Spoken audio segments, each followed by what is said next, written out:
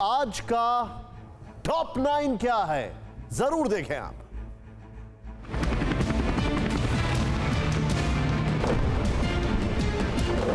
Ukraine पर रूस के हमले का खतरा बढ़ गया है। रूस ने यूक्रेन बॉर्डर पर 1 लाख से ज्यादा सैनिक तैयार कर दिए हैं और युद्ध के लिए लगातार पोजीशन ले रहा है।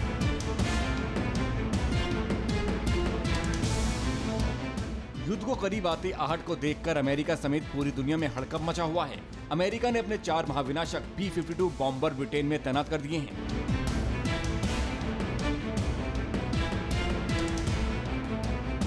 अमेरिका के घातक परमाणु बॉम्बर को यूरोप के ऊपर गश्त लगाने को कहा गया है। इन युद्धक विमानों में 20 मिसाइलें हमेशा तैनात रहती हैं, जो कभी भी परमाणु हमला करने में सक्षम हैं।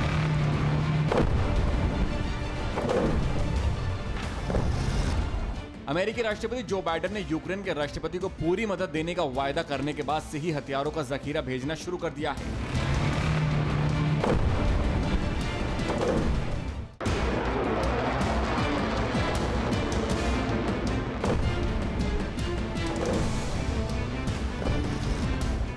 इस बीच अमेरिका के न्यूक्लियर बॉम्बर से बढ़कर रूस ने भी हाइपरसोनिक मिसाइलों से लैस अपने MiG-31 विमान तैनात कर दिए हैं।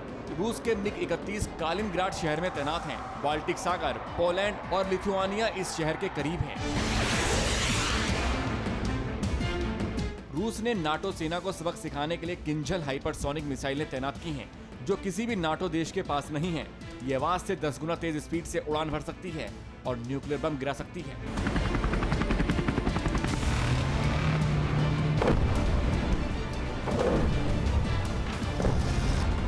विश्लेषक मानते हैं कि रूस ने यूक्रेन को 3 तरफ से घेर रखा है और युद्ध के लिए जितनी तैनाती की आवश्यकता है उसका 70% तैनात कर चुका है।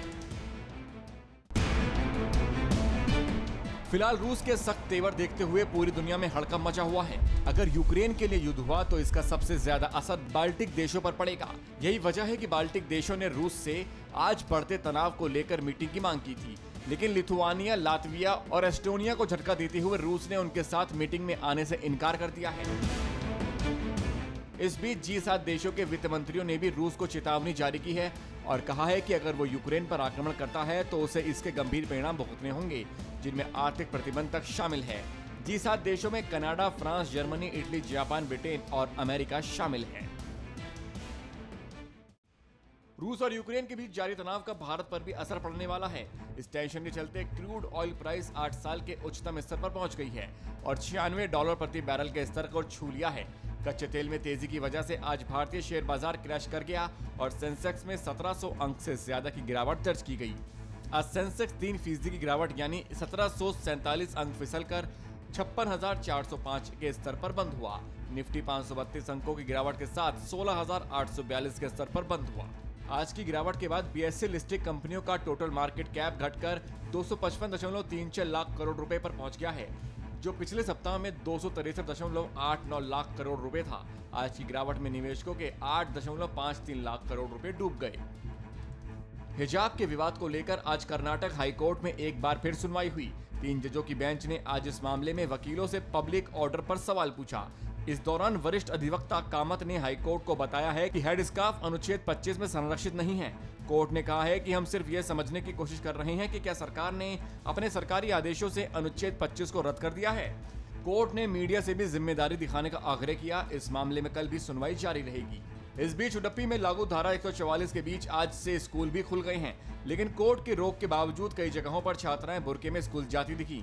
कई जगहों पर छात्राओं को इसके लिए रोका गया। सुरक्षा में चूक का मामला उठाने के बाद आज पहली बार प्रधानमंत्री नरेंद्र मोदी ने जालंधर में रैली की और दावा किया कि मैं मां तिरुपुर मालिनी धाम जाना चाहता था, लेकिन चेन्नई सरकार सुरक्षा नहीं दे पाई। कुछ ही वर्षों में रविदास जी का वो भव्य स्थान, जैसे इन दिनों आप विश्वनाथ धाम को देख रहे हैं, वैसा ही भव्य संत रविदास जी का स्थान बनाने का संकल्प लेकर के मेरे लिए सौभाग्य है, मुझे ये सेवा करने का भी सौभाग्य मिला है। पीएम ने पंजाब को गुरुओं, पीरों, फकीरों, महान क्रांतिकारियों और जनरलों की धरती बताया और पंजाब से अपने भावनात्मक जुड़ाव का भी जिक्र किया। पंजाब से मेरा बहुत भावात्मक जुड़ाव रहा है। पंजाब ने मुझे तब रोटी खिलाई है मैं बीजेपी के साधारण कार्यकर्ता के तौर पर यहां गांव-गांव में भटकता था, काम करता था, उस समय पंजाब ने मुझे संभाला हुआ है। पीएम ने पंजाब चुनाव से पहले नवा पंजाब का नारा दिया। दावा किया गया है कि पंजाब में एनडीए गठबंधन की सरकार बनेगी और अब यह पक्का है और पंजाब में विकास का एक नया अध्याय शुरू होगा। आज 3 राज्यों में जनता ने नई सरकार चुनने के लिए मतदान किया। इस दौरान वोटर्स में जबरदस्त जोश दिखा। उत्तर प्रदेश में आज दूसरे चरण में 9 जिलों की 55 सीटों के लिए वोटिंग हुई। शाम 5 बजे तक 60.44% वोटिंग हुई। सहारनपुर में बेहट एक विधानसभा में एक बूथ पर फर्जी वोटिंग की शिकायत भी आई। समाजवादी पार्टी ने बीजेपी पर फर्जी वोटिंग का आरोप लगाते हुए कार्रवाई की मांग की। उत्तराखंड की 70 विधानसभा सीटों के लिए आज एक ही चरण में मतदान हुआ। शाम 5 बजे तक 59.37% वोटिंग हुई। गोवा में 40 सीटों के लिए हुए चुनाव में जनता ने बढ़ चढ़कर हिस्सा लिया। यहाँ पर शाम 5 बजे तक 75.29% वोट डाले गए, यानी 2 राज्यों की किस्मत आज ईवीएम में कैद हो गई। भारतीय अंतरिक्ष अनुसंधान संगठन इसरो ने आज साल का पहला अंतरिक्ष मिशन सफलतापूर्वक पूरा किया। आज PSLV C-52 के जरिए धरती पर नजर रखने वाली सैटेलाइट EOS-04 को लॉन्च किया गया। इसके साथ ही 2 छोटी सैटेलाइट भी अंतरिक्ष में भेजी गई हैं। PSLV C-52 मिशन की सफलता पर प्रधानमंत्री नरेंद्र मोदी ने इसरो को बधाई दी है। इसरो के मुताबिक इसका इस्तेमाल पृथ्वी की हाई क्वालिटी वाली तस्वीरें लेने में किया जाएगा। इसे खेती, मिट्टी में नमी, पानी की उपलब्धता और बाढ़ ग्रस्त इलाकों के नक्शे समेत हर परिस्थिति में हाई रेजोल्यूशन फोटोज लेने के लिए डिजाइन किया गया है।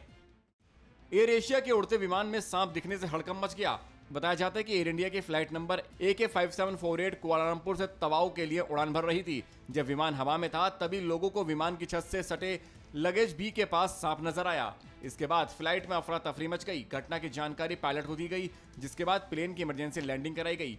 माना जा रहा है कि यह सांप किसी यात्री का पालतू रहा होगा, जो यात्रा के दौरान बैग से बाहर आ गया। राहत की बात यह है कि इस घटना में किसी को कोई नुकसान नहीं हुआ। अड़ी सोमवार से शुक्रवार शाम 6 बजे सिर्फ TV9 भारतवर्ष पर।